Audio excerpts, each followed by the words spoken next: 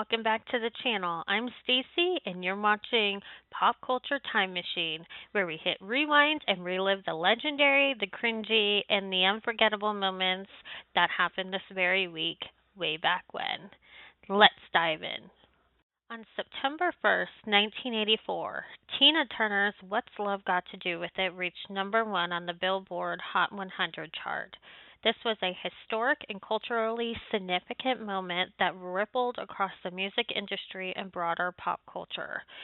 Tina Turner reaching number one was a comeback like no other. One, she was 44 years old. Two, making her the oldest female solo artist at the time to top the Billboard Hot 100. Her success proved that women could reclaim their careers on their own terms. Age, race, and past struggles be damned. In 1984, mainstream pop was still dominated by white and younger artists. Tina Turner, a African American woman over 40, not only broke into pop but conquered it. Turner's backstory, surviving abuse, rebuilding her life, and finding artistic freedom, was already known, but her rise to number one turned it into a triumphant cultural narrative. The song's title became synonymous with independence and emotional self reliance, particularly for women navigating toxic relationships. It transformed her from a rock soul star into a symbol of strength and survival. Tina Turner's What's Love Got to Do with It hitting number one on the charts wasn't just a commercial achievement, it was a cultural reset for her. It signified a new era where resilience, reinvention, and real life experience could rule the pop world. Her triumph challenged ageism, racism, and sexism in the industry, making her number one hit a permanent landmark in pop culture history. The final episode of Mr. Rogers' Neighborhood, which aired on August 31st, 2001, marked the end of one of the most influential children's television programs in American history. Fred Rogers' approach to television was radically different from the fast paced, commercial heavy shows that became increasingly dominant by the 2000s.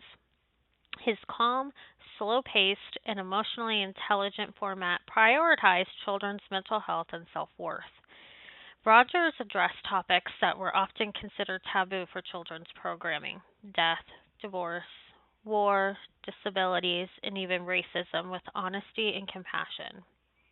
Although the last new episode aired just days before the September 11, 2001 attacks, reruns continued, and Rogers himself returned briefly into television in 2002, with PSAs helping children deal with tragedy. The final episode of Mr. Rogers' Neighborhood wasn't just the end of a show. It was the conclusion of an era that shaped American culture through empathy, authenticity, and radical kindness. Its influence continues to ripple throughout pop culture, reminding generations of what it means to be a good neighbor in an increasingly noisy world. Here is your Did You Know of the Week. On September 5th, 1922, Sarah Winchester passed away at the age of 83, thus making Winchester House a tourist attraction months after her death. Although technically never truly completed in a conventional sense, construction continued nearly nonstop until the death of its owner, Sarah Winchester. Its cultural significance lies in its legend, architectural absurdity, and its role in shaping American fascination with the paranormal, eccentricity, and the blurred lines between history and myth. The story behind the house that Sarah Winchester was haunted by the spirits of those killed by Winchester rifles and built the home to appease or confuse them is one of the most well-known ghost legends in the U.S. The Winchester house has been featured in films, referenced in TV shows, inspiration for haunted mansion tropes, especially homes with illogical architecture. Its staircases to nowhere, trap doors, and endless rooms have become symbolic of psychological and supernatural confusion. The completion of the Winchester Mystery House, symbolically marked by Sarah Winchester's death in 1922, cemented its legacy as one of America's most enduring and influential architectural mysteries. Its blend of tragedy, supernatural lore, and bizarre design has deeply influenced horror media, paranormal culture, and the broader American imagination. In pop culture, it stands as a monument to grief, myth making, and our fascination with the eerie unknown.